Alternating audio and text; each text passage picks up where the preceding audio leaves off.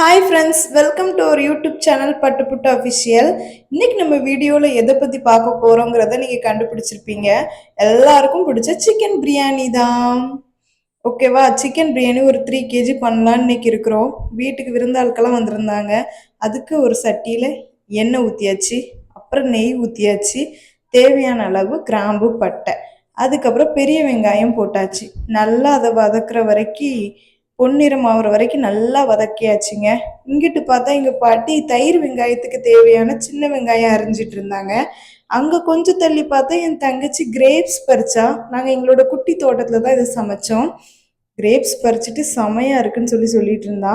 அதுக்கப்புறம் சின்ன வெங்காயம் பிரியாணிக்கு தேவையானதில் அதையும் போட்டாச்சு. நல்லா பொன்னிறமாக வர வரைக்கும் நல்லா வதக்கியாச்சுங்க.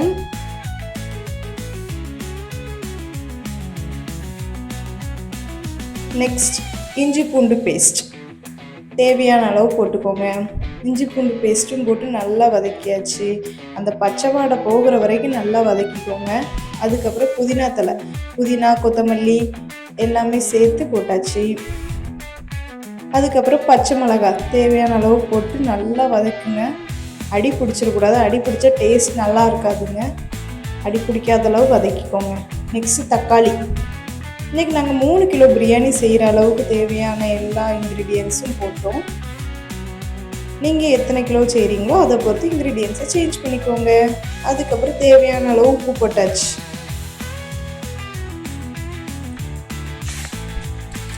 நெக்ஸ்ட் வத்தப்பொடி தேவையான அளவு. எல்லோரும் ஒரே அளவு காரம் சேர்க்க மாட்டோங்க, அவங்கவுங்க தேவைக்கேற்ப போட்டுக்கோங்க. நெக்ஸ்ட் கிராம் பட்டை பவுடரை திரிச்சு அதை தயிரில் கலந்து போடும்போது இன்னுமே டேஸ்ட் கொடுக்குமா பிரியாணி. அதனால நாங்கள் இன்றைக்கி அப்படி செஞ்சு பார்த்தோம். அதுக்கப்புறம் தேவையான அளவு சிக்கன் போட்டாச்சு. 3 கிலோவுக்கு 1.5 கிலோ சிக்கன் போட்டோம். உங்களுக்கு நீங்கள் எவ்வளோ தேவைன்னு நினைக்கிறீங்களோ அந்த அளவு போடுங்க. பிரியாணி எந்த குவான்டிட்டியோ சேம் குவான்டிட்டி அளவுக்கு சிக்கனும் போட்டால் ரொம்பவே டேஸ்ட் பயங்கரமாக இருக்கும். நெக்ஸ்ட் கொஞ்சோண்டு லெமன் சாறு ஊற்றியாச்சு. தேவையான அளவு தண்ணிங்க. 3 கிலோ அரிசி போடுறோம்ல, அதுக்கு தேவையான அளவு தண்ணி ஊற்றியாச்சு.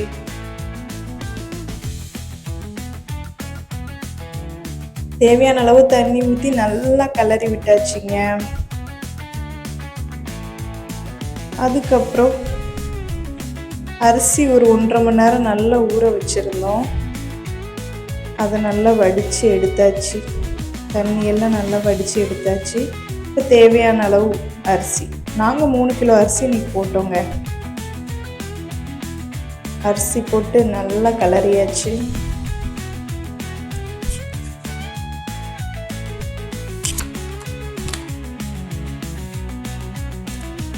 நல்லா கிளறியாச்சு. அரிசி நல்லா மேலே வரைக்கும் வந்துடுச்சு. இனிமேல் இந்த சட்டியை கொஞ்ச நேரம் அப்படியே மூடி வச்சு தம்லையே இனிமேல் வெந்துருங்க.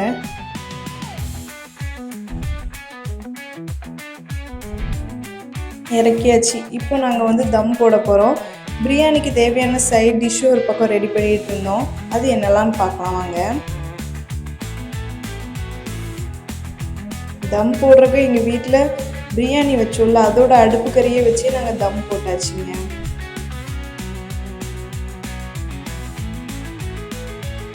தம் போட்டு கொஞ்சம் நேரம் கழிச்சு ஒரு 1/2 hour கழித்து பார்த்து கொஞ்சோண்டு நெய் விட்டு வாசமாக இருக்கிறதுக்காக கொஞ்சோண்டு நெய் விட்டு திருப்பி நல்லா கிளறி விட்டால் உதிரியாக பிரியாணி பூ போல் இருந்துச்சுங்க. டேஸ்ட்டு செம்ம பயங்கரமாக இருந்துச்சு. காரம் உப்பு எல்லாமே கரெக்டாக இருந்துச்சு.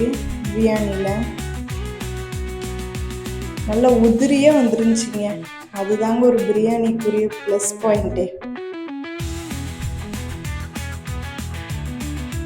என்னதான் பிரியாணி இருந்தாலும் சிக்கன் கிரேவி, சிக்கன் 65, அவிச்ச முட்டை இது இல்லாமல் அது ஃபுல்ஃபில் ஆகுமா?